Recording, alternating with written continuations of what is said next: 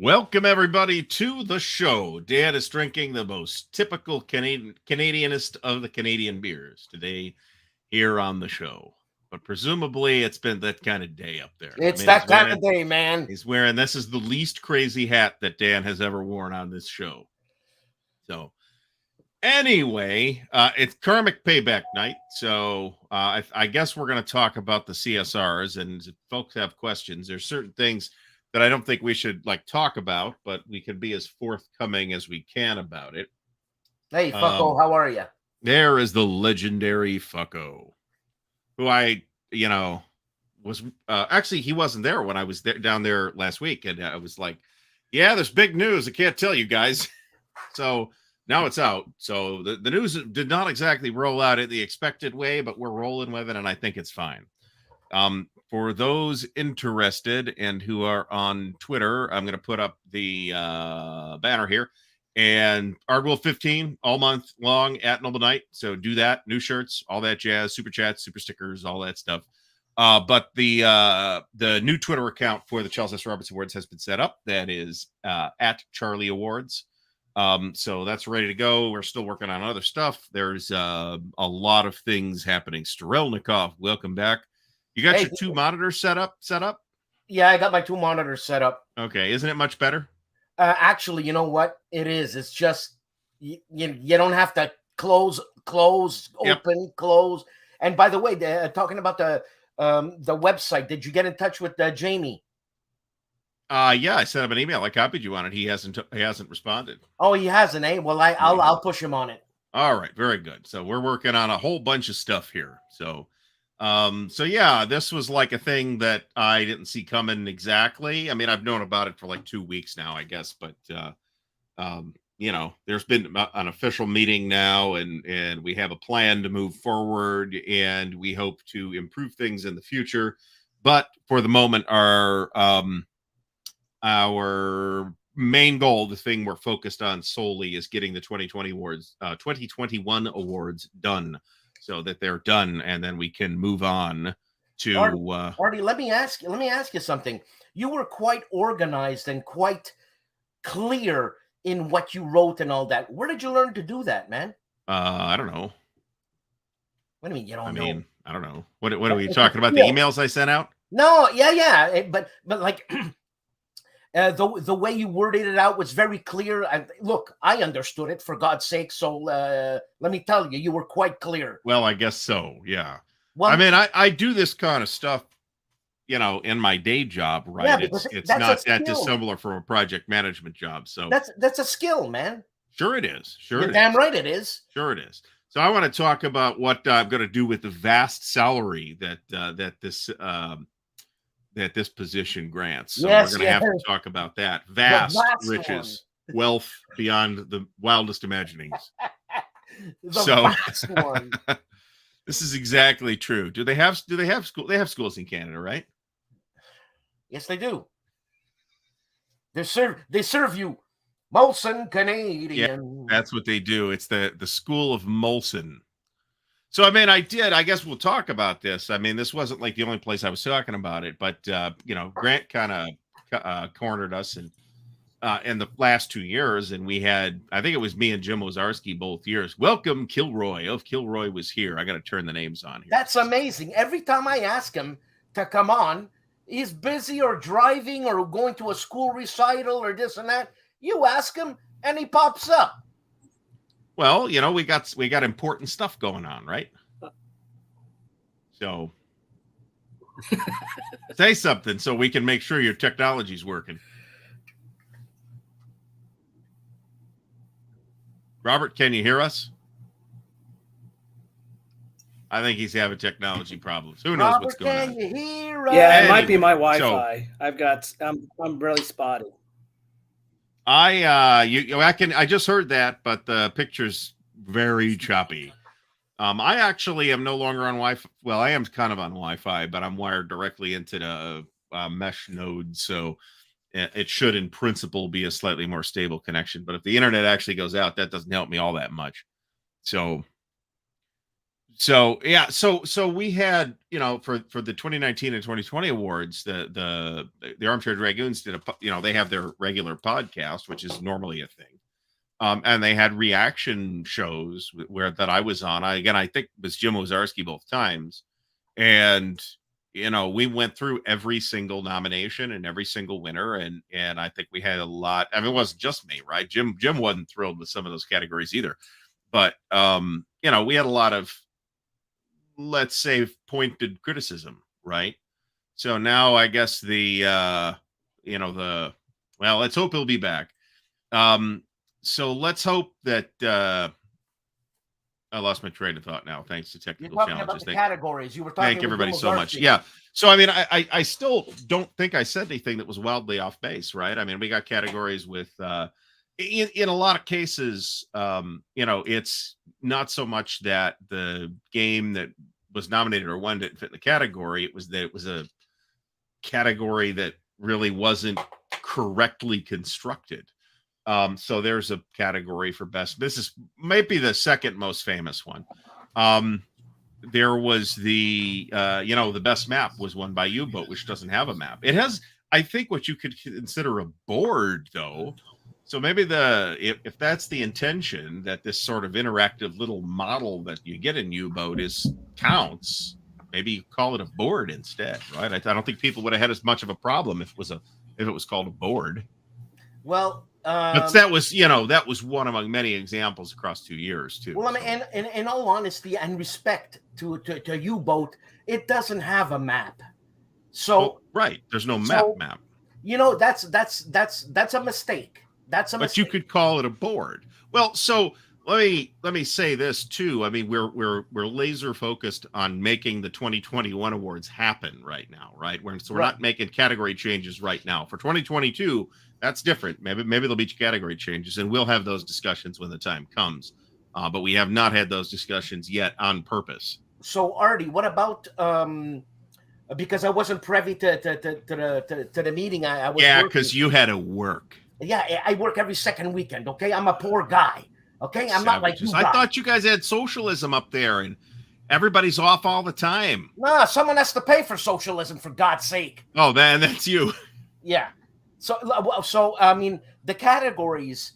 Is there any way you can rattle them off now, or? For Christ's sake! So the current categories, yeah, I can pull that up.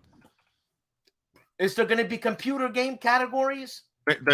We've already done parts of the voting on the 2021 award categories. Okay. We're not going to change that in the middle of the process. I think that would be a bigger mistake than any problems that we have with the categories. And there are problems with the categories, right?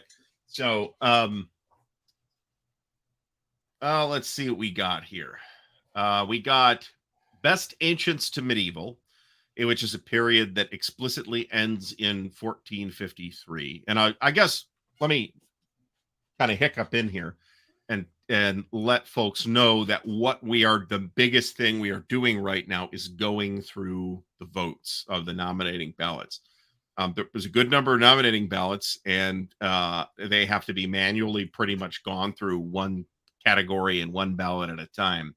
And things are, because of the way that process worked, people could just put in whatever they want. So, for example, I'll give some examples here, and I'm not giving away any nominees tonight, but I'll give some examples. For example, Granada. In fact, hold on. In all seriousness, these CSR awards that we're picking them up right now, it's an incredible undertaking. It really is. Well, we're going to look to make it a little easier to actually do, too. That'll be great. So this game, Granada by Jose Rivera, was released by Compass. Year-wise, not a problem. Nothing. Cool-looking game. It's based on the Sekigahara system. Cool-looking game. Is it early Gunpowder or is it medieval? Kind of a problem, right? That's a good question because the category ends in 1453. This takes place from 1482 to 1492, but there's no gunpowder in it. So is it an early Gunpowder or is it medieval? Right. So many examples like that. We need to work on the categories so that the definitions of them are cleaner and more let me be devil's advocate here, Artie. Do we have to be that anal? Well, what category? Well, yeah, we do. Okay. Okay. People voted for it in both categories. Okay. So it's either going to be a nominee in one category or not nominated in either category. So do we just say, well, people voted for what they voted for and it goes in like, I mean, we could do that. I don't think that's the right thing to do, though.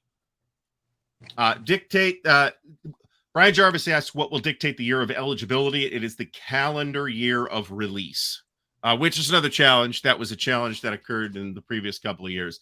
I believe Robert is not having awesome luck with his technology challenges. And usually this is no problem, by the way. Can you hear me now?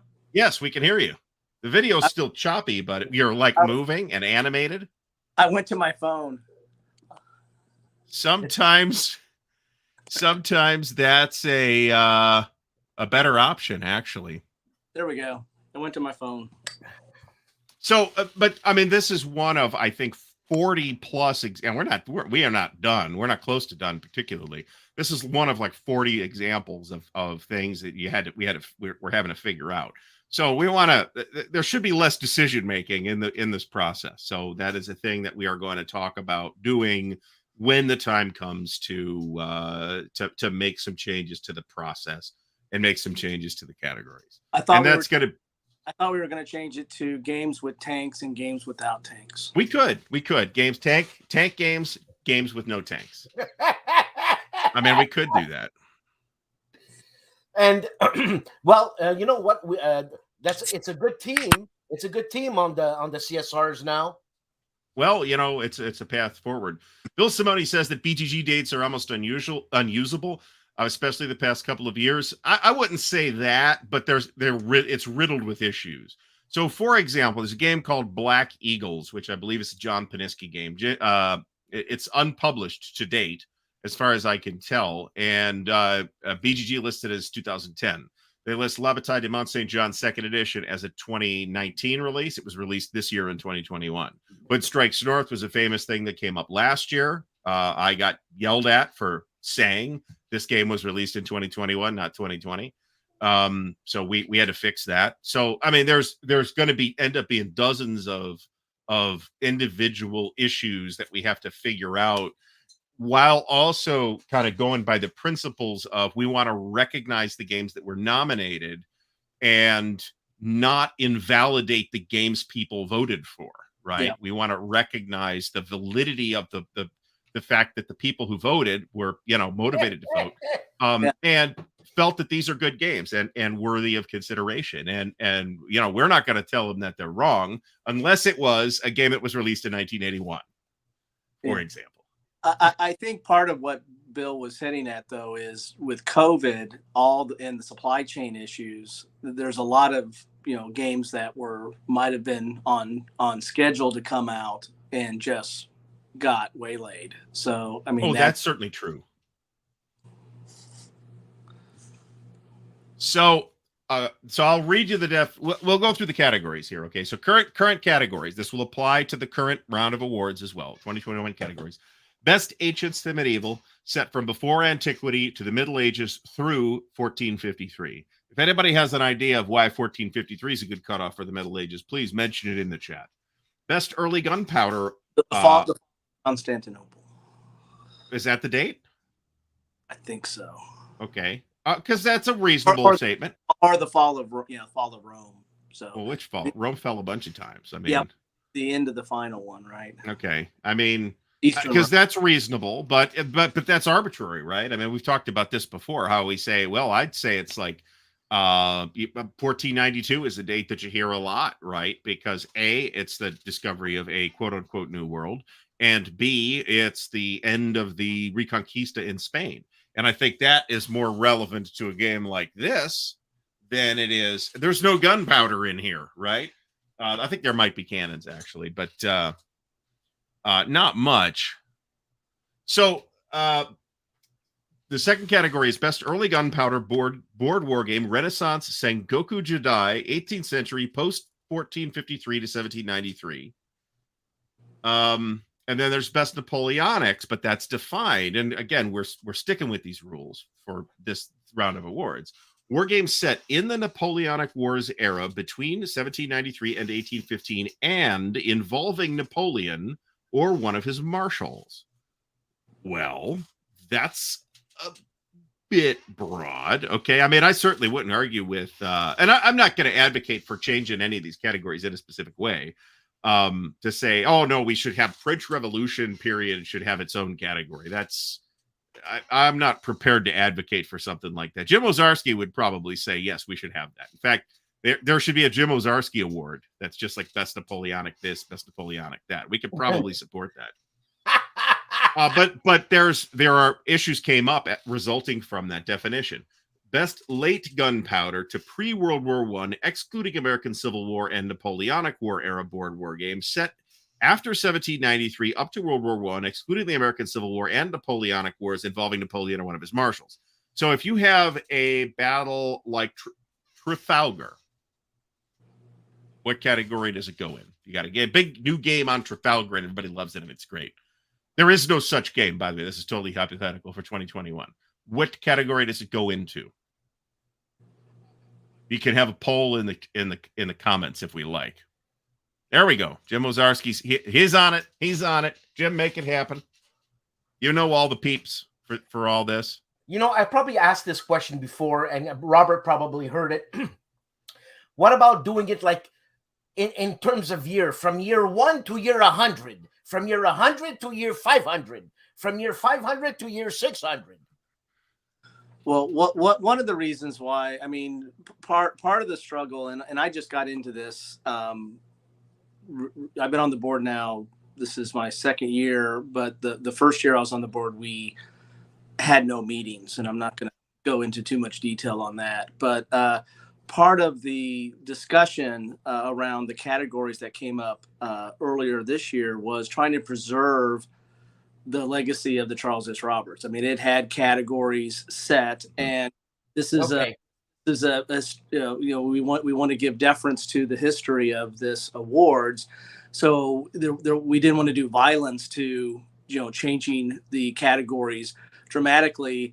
And the some of the changes that happened to the categories this year, I mean, there was a reduction. It might not look like it, but there was a reduction of the categories, and part of it was trying to make groups that made sense, but also still highlight the groups that probably get the most publications and the most nominations every year. World War II, Napoleonics, American Civil War, are generally the big three.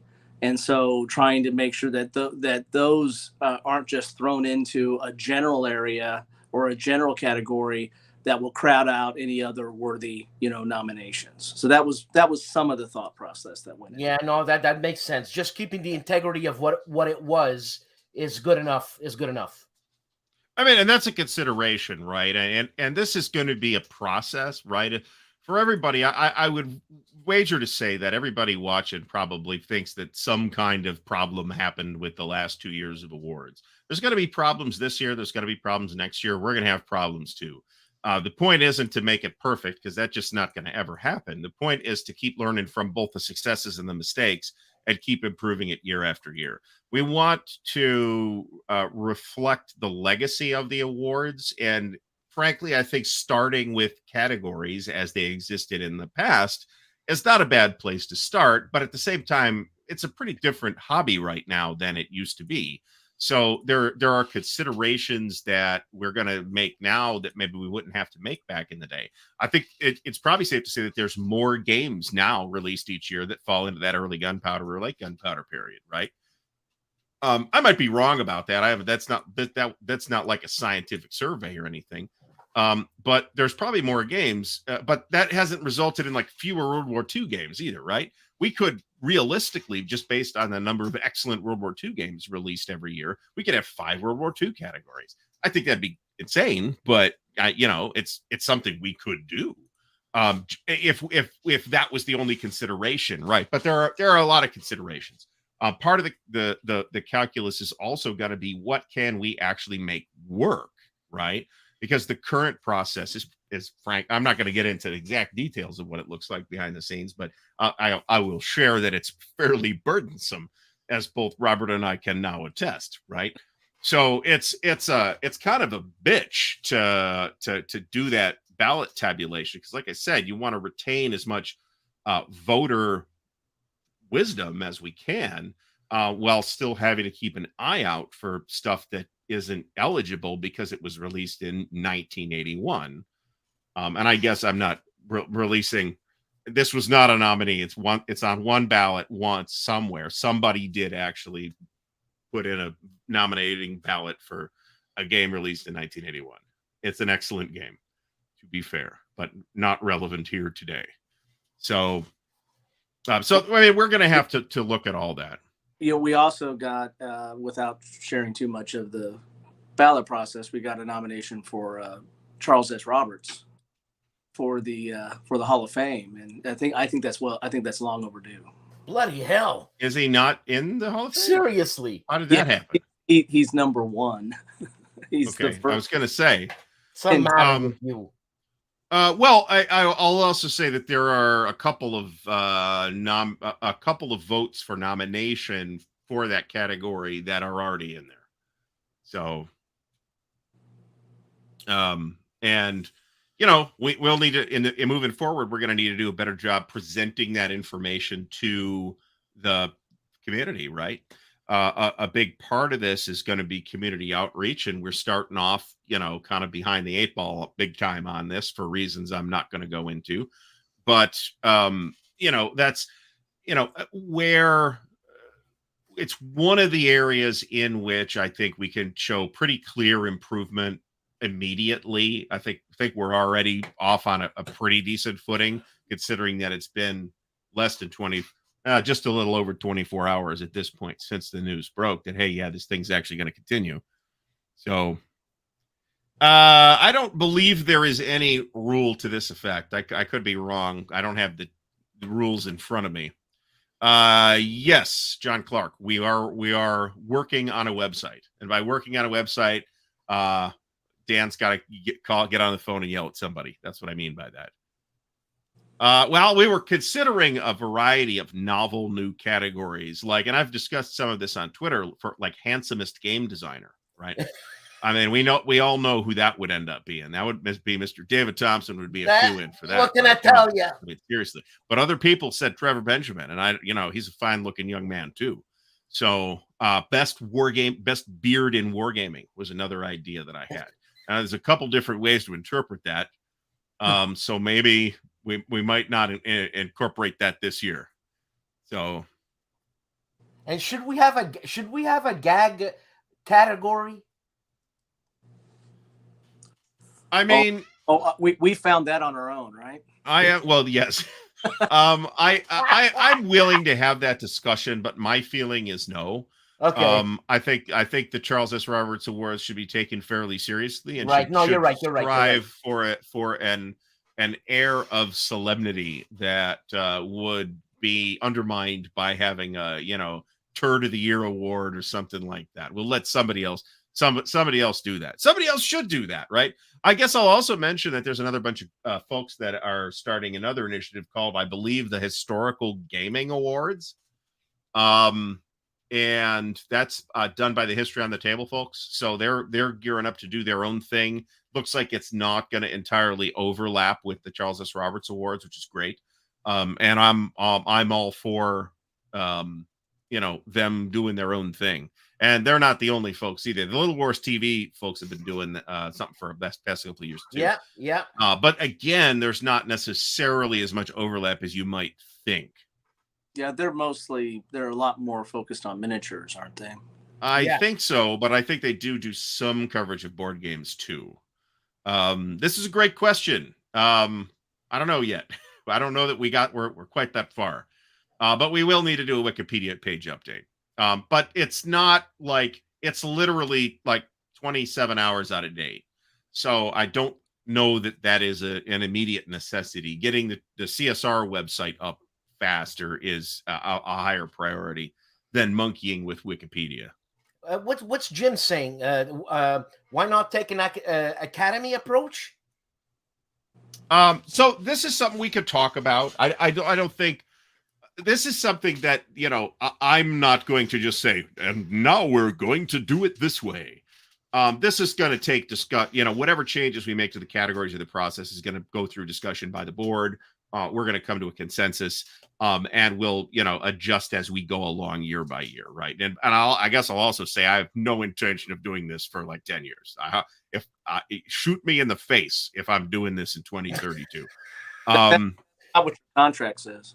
Yeah, well, I hope not. The indentured servitude contract, the agreement of indenture.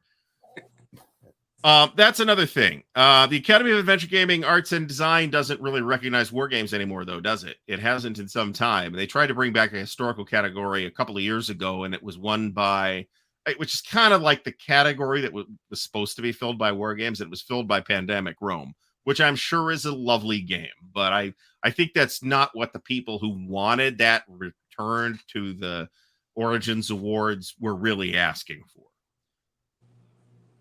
And I don't know the history, and maybe we talk to some folks about this and maybe get a clearer idea of to what extent, because the Charles S. Roberts Awards used to be given out at Origins, and you know, that's a thing. Doing it live at a ceremony is something we could talk about in the future, but again, that's a thing that I think we're gonna push that discussion away. But I don't know exactly how that separation occurred, right, between the Origins Awards and the Charles S. Roberts Awards. So, you know, we'll see. Yeah, you know, or trim. You know, we may trim categories or combine categories rather than eliminating that type of game. These are all we're just talking right now. I mean, we live on this show, we're talking right now, right? We're not making decisions here tonight. Yeah. Also, I mean, if you look at from the previous years, the computer categories were reduced just down to one this year. There was discussion on that.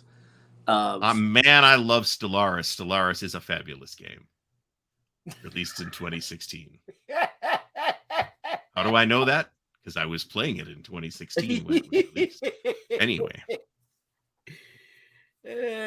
So, you know, I think this is worth addressing too, right? So I'm going to use the analogy of the Oscars, right? No, I think it's 1968, 1969, something like that. Best picture, best actor is won by, forgot his name. The guy in Oliver, damn it. Oliver Reed was won by Oliver Reed. Oliver Reed. Yeah, but I think the movie was Oliver, the musical based on Oliver Twist. Okay, and I've never seen that. It's probably delightful. But the same year that came out, The Lion in Winter came out, which has like the first screen appearance of Anthony Hopkins, first screen appearance of Timothy Dalton. It's got first screen appearance of Nigel Terry, the late Nigel Terry, as far as I'm aware. And got an absolutely blow me out of the theater performance by Peter O'Toole, right? So every year this happens, right? With some award is like, oh, so-and-so didn't deserve it. This guy should have won. Or whatever. That's totally gonna happen. And I don't know that that's unhealthy. I think to have those conversations is good. So it is actually fine if that happens. Where I think it gets much hairier is if you have a winner in a category that really shouldn't have been eligible for the category. That's a problem. That undermines the credibility of the process. So that's my favorite example. A more recent and maybe more familiar to your average wargamer example is Shakespeare in Love versus Saving Private Ryan. I would also venture to say that if we were all Academy voters here in this stream tonight, we would 100% voted for Saving Private Ryan over Shakespeare in Love, which I have seen and which is a good movie. But you know, Saving Private Ryan was again one of those blow you out of your seat movies. Absolutely. Literally. And you know, Shakespeare in Love was not. So it's actually, I think it's okay to have those discussions, to have that type of controversy. So you know, we're going to continue to see those kinds of things. That's not going to go away, and I don't think it even should. This is a great example, actually. So there was, I think it was the Grammys. Was it the Grammys? I'm a huge Jethro Tull fan. I've seen Jethro Tull live. I love Jethro Tull. Heavy metal? Yeah, no. That's dubious. Okay. So so this is a great example, right? The Grammys or whatever award show it was put in this heavy metal category, and the heavy metal people were all like, "Yeah, man, this is going to be great." And then Jethro Tull wins, Yeah, and they're no, like, that's stupid. That's stupid. "What? I don't understand. This is weird. That was stupid. This idea does so." You know, as a just thing that I do because it's me, right? I have this database where I have, you know, categories, and I've struggled moving categories back and forth, and pretty much I do it by feel, which is fine because it's a database for me. But like a categorization for awards or something else, or a library for that matter, has to be done a little more carefully than that. And this kind of structure does not work. And I'll tell you why. What is a good example? End of Empire from Compass, originally published, I think, either by SimCan or in Command Magazine or something like that. Is that an American Revolution game, or is that like an early Gunpowder game? Because it's got an American Revolution scenario in it. It's got a French and Indian War scenario in it. It's got scenarios for other conflicts that happened in that same general 18th century period, right?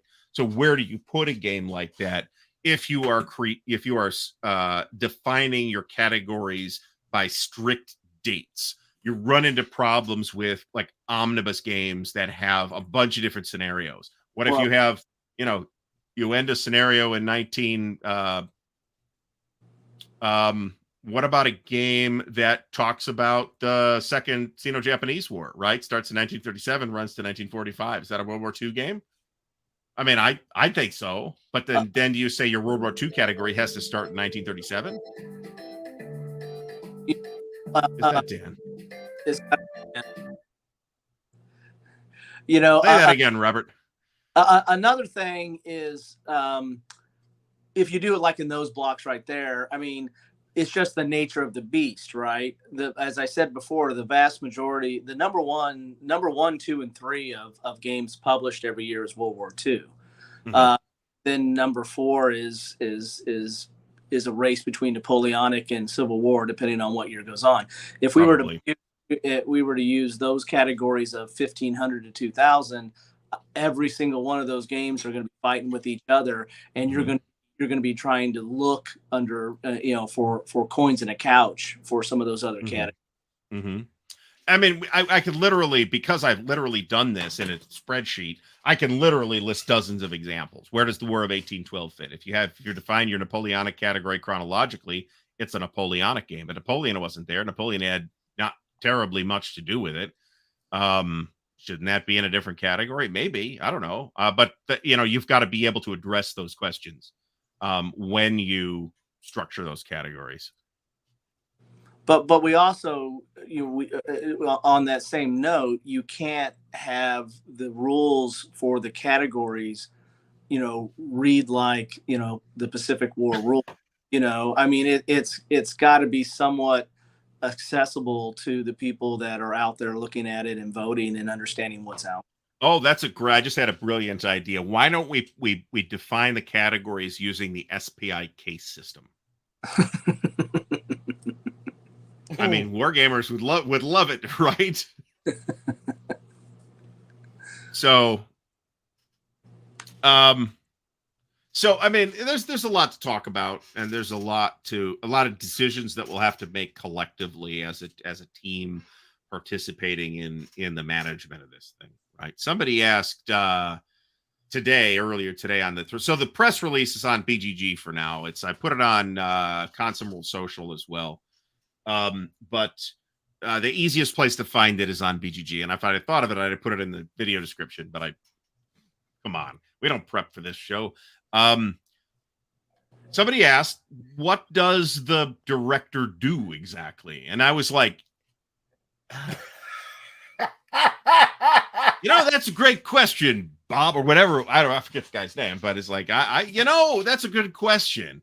The job is to direct, and I don't think there's a particularly clear definition of that right now. And that's something else that we probably want to work on, right? We want to have people that do things that help move the awards along, and it can't be just all the one person doing it. That's not, because that's not going to work. When things go bad, it's your fault. Well, Dan, as you know, this entire thing is literally your fault. So this is true. And I'm okay with this. I can take flack. That's all right.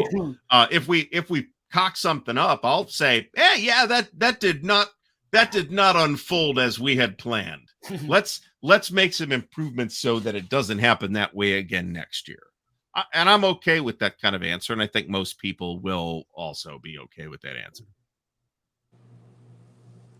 So, oh, Dan, that's true. I can fire you now. So just so you know, holding it over your head. What am I going to do? Except then I'd have to find somebody else to do all this work. And I think that's completely impracticable. Yeah, you have to find another idiot. Yeah, exactly. They already found 2 idiots here. I mean, as your counselor there, already he's in Canada. There's all kinds. He's going to have to get severance. He's going to have to get all kinds of different. Oh, that's true. He's going to need his 30 days of paid vacation time and family leave, and put him on the payroll. Yeah, the vast payroll. You got it, baby. So I mean, this is, I think, a less technical but kind of apt way to think about it as it's currently working, right? So Stigler's talking about Roberta Flack, I believe, here. So there's that. God, what a voice she's got, man. Oh yeah. Oh Yeah. I'm more of a Marilyn McCoo fan, to be honest, though. I don't know who Marilyn McCoo is. Lead singer of the Fifth Dimension. Oh. So yeah, you do. Yes. So this is something we can talk about too, and this is a down the road thing, right? I mean, there was talk of doing a live ceremony at WBC or something like that. I think we're just not going to make that from a timetable perspective at the moment. But that's a thing that we could talk about doing in the future too. I think it would be neat. I don't know that it's necessary. And frankly, we're going to want, community input on some of this stuff too. We'll do some polls and things like that to kind of feel out, what the community feels about this. Do you want a live ceremony at which all the winners are announced, or is that dumb? Maybe that's dumb. I don't know. So actually, that's pretty cool. Well, I think it would be neat. I mean, it used to work that way, right? The Origins Awards still do that. The Origins Awards are kind of a shit show right now, but it's not like they're the only ones. So, but I say that as a wargamer and just not somebody with any interest in what the Origins Awards is doing particularly. The Ennies have their share of problems as well in the role-playing space. So, that topic was discussed at the beginning of this year of trying to take it back live. I mean, for obvious reasons, it was virtually impossible over the last couple of years to try to do that or try to bring that back, given where we were and where the conventions were. Now the struggle is a lot of this is based online and through social media and the like, and it's a question of how dispersed are the different conventions. Back in the day there was Origins was it, right? I mean, it was the big one, so that made a lot of sense. But now there are competing conventions, and how do you pick one? Do you rotate? Do you go with the one that has the best deal? I mean, how do you do that? Mm-hmm. And that's true too. It's like, you got to talk. If we wanted to say do this at WBC, we'd have to talk to WBC about it. It's like, hey, we want to do this. Is there space for this? Can we fit this in schedule wise? Blah, blah, blah, blah. So that's not just like a decision that's going to be made by even just the board. That's going to get complicated. The timing has to be right? The timing has to make sense. And I'll tell you something. They have a nice little theater there that we can do that stuff with. Oh, well, maybe. They may. I mean, it's a huge facility, so I don't doubt that they have the room for it. But the point is, they've, if we were going to say, hey, we want to do a live show for this, like a live ceremony, we'd have to work with the site, whatever site it was, to do that. And I think to answer Jeff Beeler's question is, I think the answer probably is WBC. Yeah. Probably. I don't. So yes and no. I mean, like the hardcore hex encounter designers, yeah, probably. But there's a lot of folks that will really not go to CODSIM World Expo because they are not like hex encounter designers, and yet they are indisputably operating in the war game space. So is David Thompson going to show up at CODSIM World Expo? I'm not sure that he is. Mostly because I know what the flights cost from Ohio to Tempe, and it's ridiculous. So I don't think David's probably going to go there, but he's very likely to show up at WBC at some point, right?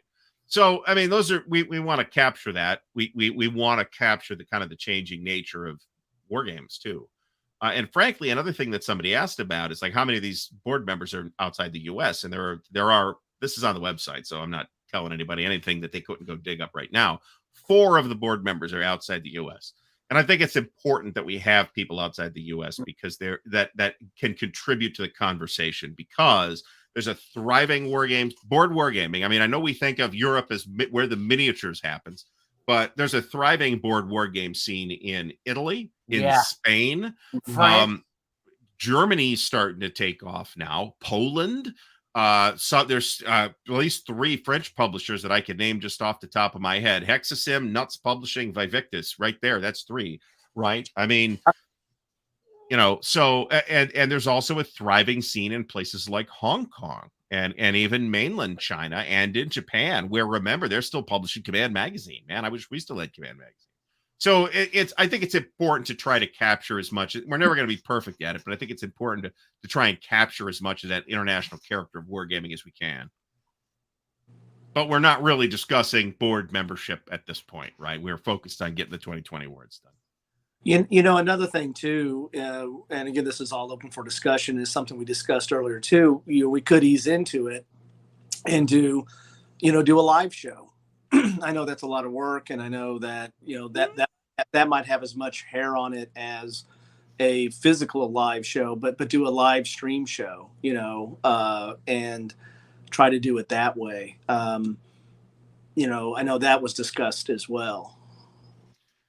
So I think that's an interesting idea that I would be delighted to have a conversation about. I'm not convinced that that's less work than a filmed show that we then release like Dan's been doing. I think that I think it has equal, if not more, obstacles depending on how. I think so. It's more scheduling issues. So yeah, that's true. Yeah, if Dan is going to take 6 weeks to put the video together, then Dan has 6 weeks to corral Mark Herman or whoever he wants to get to present an award, to get Mark on camera for 5 minutes.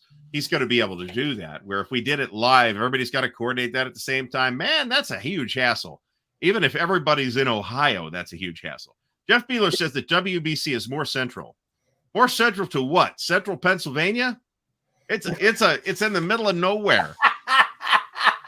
And there's a lot of folks out on the West Coast or in mountain states too, right? That WBC is not a hugely practical event to get to. So those folks go to CSW Expo.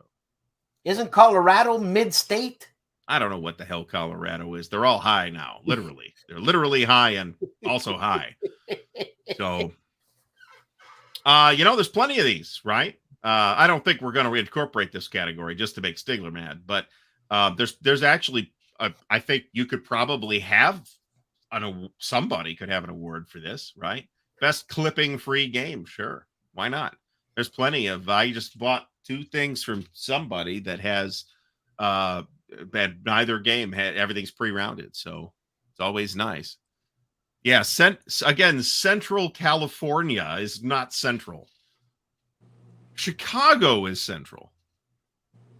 Oh God, we're gonna have to pencil this in for when Stigler's game comes out from GMT sometime next year. It was like, I don't know what this hillbilly thing is without pre-rounded corners. Oh my God. I'm going to probably do a whole show on that. complaining about at least 25 minutes of me complaining about that. You know, man, if we ever do a live CSR, we have to have Stigler announce the best solo games. No, I disagree actually. Which what we have to do is once we'll get a picture of Stigler, looking like this, and then after every announcement, we'll flash up that same picture of Stigler for about 2 seconds. Stigler only plays on back. He doesn't have. Stigler expresses displeasure.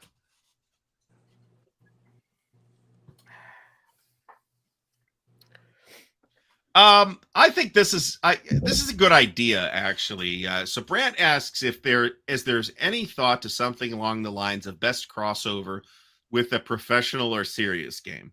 I'm gonna challenge your use of the term serious game here, but I think I take the meaning as being professional. And I'm not really sure there's that many examples of this enough to support an award. I think it's an interesting question. But I tend to think that on a year-to-year basis, we probably don't see enough examples to warrant that being a thing. That said, maybe you could do something like the Dunnigan Award, where it's a general recognition for an individual instead that's contributed to both hobby games and professional games. That might be something you could think about. And again, we're just, I'm just brainstorming. I've literally just pulled that out of my butt right now. So this is exactly, actually, we got to put a ring around it. Seal of disapproval. I disapprove. Isn't that just reserved for decision games entries? Yes, that's true. Well, decision games too, yes. They get the special seal. They get their own special seal of disapproval. See, here we go. There, all you had to do was mention it, and you're making the magic happen right here. So, watch the interview that I had a couple of weeks ago with the professional wargaming folks. You might be surprised that a lot of them are, in fact, declassified. Some of them are obviously classified. But they're all not necessarily about like, oh, we think North Korea is going to make a move here. In a lot of cases, there was one example that was given in that show is like it's a professional war game, right? It's done by professional wargaming people for the government. And it was about illegal salmon fishing, right? I think that we might have trouble fitting that into the hobby war game category, right? But at the same time, I was like, oh, that sounds kind of interesting. Tell me more about that. So, yeah, I don't like that term. If Campaign for North Africa is not a serious game, I don't think the thing that they're using in the 5th grade classes is any more serious than that. Maybe their purpose is serious. So there we go. There we go. We need a Stigler. Send me that picture, please, so we can leverage that in future efforts. That's just great. Las Vegas is actually not really centrally located, but it has the benefit of the hotels are cheap, the flights are cheap, the food's good generally, depending on where you're at exactly. But I mean, you get those hot dogs at Casino Royale are not that great, for example. But I mean, it's a thought, but there's no. Wasn't there like a BG BGG con or some kind in Las Vegas? Dice Tower was there. Was it Dice Tower? Yeah, okay. And they were going to have a more of a war game component or a room or something like that. I don't know if that ever. But that I think it got axed because of COVID, actually. Yeah. Yeah. Doug is our, of course, resident expert on the intricacies of Las Vegas. This is true too. Las Vegas is disadvantaged by being Las Vegas. It's an interesting thing. Yeah, I thought Gamma moved to Reno actually too, which is like it's like Las Vegas and has all the drawbacks of Las Vegas and none of the upside, as far as I can tell. Yeah, I was gonna say what Stigler just said. The hookers and blow thing, it'll be a bit too serious there. I don't know if I don't know if the Herald was going to run it. I'm pretty sure he was going to be involved in some capacity. Yeah. But the whole thing just got canceled. I think the event still happened, but so there's if I'm recalling correctly, getting back to categorization here, there are currently for this year 20 categories, and that is a lot of categories. So.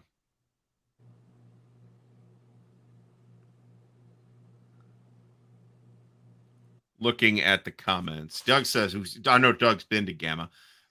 So yeah, I mean, I think the only, I don't remember the Gamma trade show being anywhere other than Vegas or Reno in the last few years. Well, what's Gamma So, again? The Game Manufacturers Association. Okay. So they do a number of things, including supposedly acting as a trade group for game publishers. But they're not representing like Hasbro or something like that. In fact, there's always been friction with even large hobby game publishers like TSR or Wizards of the Coast. So they do two events, the Gamma Trade Show and Origins. Maybe the Gamma Trade Show is astonishingly well run, but Origins usually is not. Is that general public though, or is that really just high level Origins or the Gamma Trade Show? Gamma Trade Show. That is not open to the general public. Right. You've got to have some kind of credentials to go. Either be a retailer or a distributor or a publisher. I'm sure they let press in.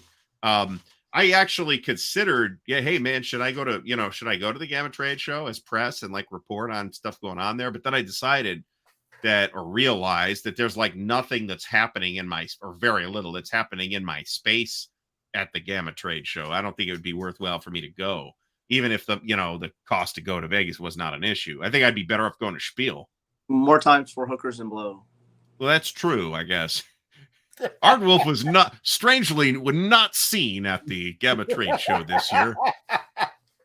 Didn't even show up to pick his badge up. I met him at the airport on the way out of town, and he said he had a fabulous time. There'll be a live feed from his phone just laying on a floor.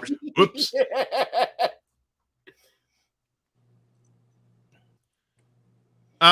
Yeah, so this is, I think this was accurate, but I mean, once it was announced this isn't happening, I promptly forgot all the details. So I will take Mark's stuff as gospel here. And yes, Gamma owns Origins too.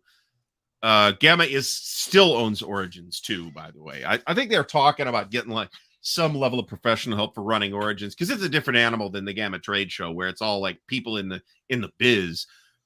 Origins is open to the general public. It normally draws like 15, 20, 25,000 people. It's crazy.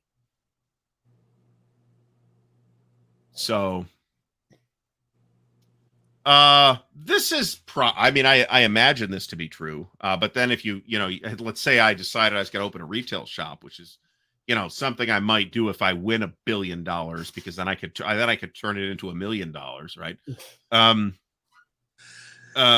Is there a certain amount of like designers pitching games and stuff like that? I would think. Well, I don't really see any press on it either, though. So, I mean, there's nobody really reporting from the Gamma Trade Show that I've seen. And so maybe they don't have press there. I don't know. This is true. She would actually murder me. So that's true. She's already threatened to throw me into the wood chipper. We had to buy a wood chipper. So you had to buy a wood chipper. And we live in a forest. Okay. So we need a wood chipper. Awesome, there's literally too much wood for me to burn. Awesome. No. That's Artie's. And I got this grotesque ass-sized mushroom-looking thing growing in the front yard too. I don't even know what it is. Take a picture of it, man. I don't know why. Maybe I should take a picture of this thing. I don't know what it is. It's probably poisonous, but it's literally like the size of a pillow. It's crazy. Is it round? It's kind of round and lumpy. Is it white? I'd call it like an off-white. Okay, because it's old. It's a puffball. I think I'd recognize if it was a puffball mushroom. I don't think that's what it is. But hey, what do I know? I don't wander around in the woods looking for magical mushrooms. I should do that. Send it to me. This is completely true. Yeah. So hell, all I got to do is go to WBC, and that could happen. So Orlando's a cute idea too, but I mean, we are not particularly close to that kind of decision. Let me put it that way. I haven't seen anything really crazy in the yard. I mean, we've seen some hawks. I saw a vulture a couple of weeks ago. We've seen a lot of crows, a lot of squirrels. There's a lot of squirrels. We've seen some rabbits. I saw a groundhog the size of a small human earlier today, just living in the neighborhood shed. You sure it wasn't one of your neighbors? It could have been. It could have been. Oh man, I would love to live in the forest. I mean, it's pretty cool. But I mean, I'm gonna have to have tree people come in and cut trees down too, because I don't want a tree to fall on the house. There's already been tree since we moved in, like 5-7 weeks ago or whatever it was. A tree has fallen down in the forest, and now I got to deal with that. And I got this tiny toy chainsaw. It's like, yeah, this ain't gonna work. Yeah, no. So, I mean, hey, I don't think if you were going to announce, I mean, if some other folks feel differently about it, I would encourage them to explore this possibility. But I don't think the Origins is a particularly good fit for a board wargaming facing awards at this Nah. It's just not. And Brant can tell you that no wargaming of any kind ever happens at Origins ever. So, honestly, I think it's hobbyists. There's a lot of publishers who are essentially doing this as a hobby. Roger asks, if wargame publishing is so bad, why are there more companies now than 50 years ago? And there are. There's a lot more now. I think there were more at the time than we remember, right? Because we don't remember the ones that, put 2 games out and then sank. We only remember the ones that were successful and stick around for a little while and or produced some good games and or flamed out in a spectacular fashion like Fresno Games Association, where they produced a good dozen, maybe even 20 games, all of which were spectacularly bad. So there's also a certain sense. I mean, it's in some respects, it's easier to publish games. Yeah. Than it was. I mean, back then it was just a limited, number of printers and publishers, and they end up owning your business. Ask Avalon Hill, and now there's a lot of ways to get games Desktop out. publishing, yeah. Yeah, as Doug mentions, this is absolutely true. I mean, I could produce, if somebody gave me the text of a rule book now, I could do a credible job of laying it out using Microsoft Publisher or some free thing, right? So that's the thing you can do. Not that stopped certain publishers from producing and publishing poorly laid out products. It certainly has not, but yeah, and like Trevor says, also Kickstarter, man. That's true. I think a lot of the charm of Kickstarter for like kickstarting new and novel projects by new and unknown folks, teams, has undermined when big companies, when like Hasbro comes down and does a Kickstarter for Hero Quest. I mean, come on, man. Yeah, Seriously. I think the thing that predated Kickstarter is just the P500 and that kind of concept added to the security of publishers as well. I mean, that's... Oh, sure. Yeah. Who's Arfie? I don't know who Arfie is.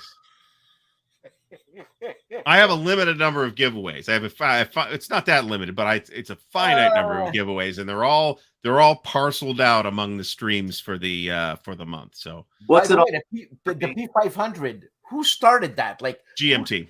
No, but I mean, at least with that framing, it was GMT. Okay.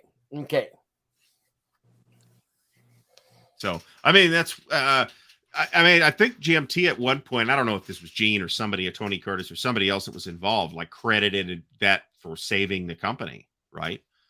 And there's the fact that you'd get people to commit to it. And I'm sure there's a certain amount of like fallout from that, right? Of a game's been on P500 for 2 years. What percentage of the credit cards have expired?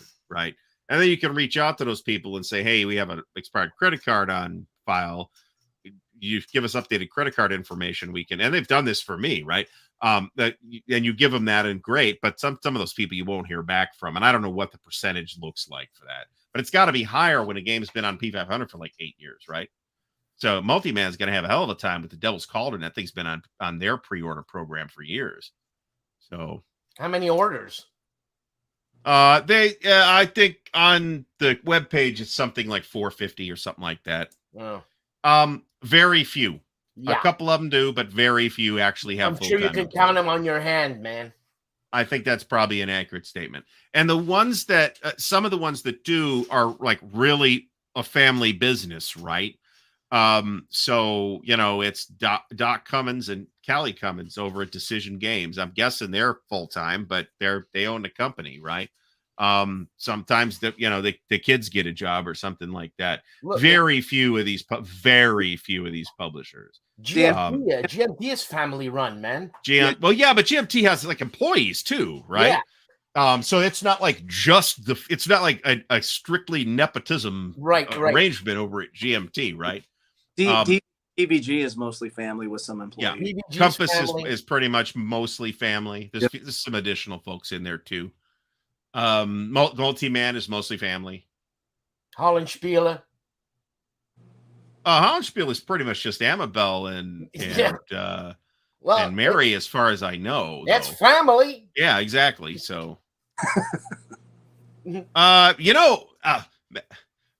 Amabel's talked about the numbers in a kind of coy way, and maybe they don't actually. It kind of sounds like your games actually sell at least some of them sell quite well. So as I'll remind everybody, thumbs up the video, go follow Dan, go follow Robert, all that stuff. Yeah, no, I'm exhausted. I had a very exciting day yesterday. Let me say that. You sound exciting, man. So yeah, it sounded, and I did like a 2.5 hour stream. So that is a thing that actually happened. Robert from Kilroy was here. The guy there and below us there. He's always excited going to work every morning. I tell you. That's because he makes the big bucks. That's why I get excited going. Yeah, he's very excited. The big bucks. Yeah. So if I was like stocking shelves or something, I'd be less excited. Let me tell you, I know every day that Dan's off in the morning. Let me tell you that. What's up? It's actually true. Yeah. Did you Yes, you emailed me earlier today. I feel a little bad because we asked Robert to be. I asked Robert to be here. I said, "Hey, we're going to talk about the CSRs. It'd be a great idea if you were here too." And I'm glad that we could talk about it now. But then I feel like I talked over you the whole time too. So sorry about that. No, I mean I actually worked today. I just on my phone. My email is not programmed. Whatever you call it. Look, what do you want from me? So it's all good. So land in Missouri is cheap, according to Trevor. Trevor, do you live in Missouri? Is that for me, Trevor? I'm in Missouri. Oh, okay. Well, land. I don't know if it's that cheap, but I mean, it's not like San Francisco either, right? No, not at all. So we're working on a bunch of different things. We're working on setting up all the social media communication channels. We're working on the ballots. Which is going to be a lot of work, and it's the ballots more than anything else that are going to dictate the timetable moving forward. But we would like to get the final voting started as quickly as we can. But I realistically don't think it's going to be in the next couple of weeks. So, but I'll be delighted to be wrong if it should happen. Where is Missouri? It's the location for the next big wargaming convention. That's true. Well, actually, Kansas City's got a wargaming convention. Yep. So I actually thought about going to that, except that I looked at the cost to fly because I didn't want it. It's like a 7-hour drive or something like that. I looked at the cost to fly and I'm like, this is like $500. No, we're not doing that. So, but maybe that was just at the time. Who knows? There was, it's not like. It's a 2-hour drive for me, or a little over 2 hours for me. Oh, have you been to that event? I have not been to. I've never been to a convention. So. Oh well, you got one. 2 hours away. That's not bad. Oh, Roger is saying in Iowa, farmland is $5,000 an acre. Yeah, but do you have to keep the farm going there, Roger? You gotta have it. This is America. All you have to do is just be there and have guns. Then that's cheap, man. Probably you don't have to continue it to be a working farm. I mean, if you're buying land by the acre, you're buying parcels of 5 acres or something. That's not much of a farm. That's more like a garden. Up in Iowa, that's all for ballparks, right? Yeah, exactly. They build it and then nobody came. So, I mean, I've driven through St. Louis on our way to Colorado a couple years ago, and that's pretty much my only experience with Missouri. There's I forget whether I think it's St. Louis. There's like a World War I museum there that's supposed to be very good. It's in Kansas City. That is, I highly recommend going to that. If you're next time you're in Kansas City, the World War I museum is really good. Next time I'm in Kansas I'll make sure to go there, Robert. I'll make sure. Next time you're there. Next time I'm there, yeah. I'll drive up. There you go. Which Kansas City? Missouri. This is a legitimate question, though. Missouri. It's on the Missouri side. The actual Kansas City is on the Missouri side. The fake Kansas City is on the Kansas side.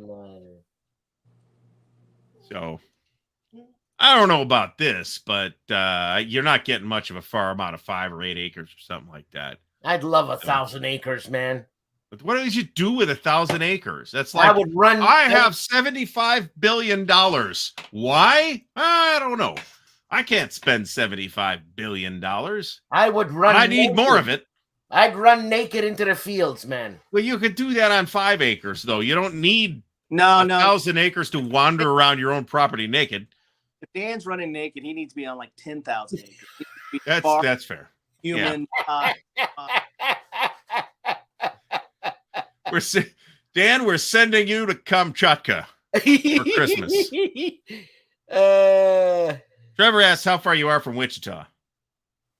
That is 3 hours. Man, you can go see the chief. So, demographically, how big is the witch population in Wichita?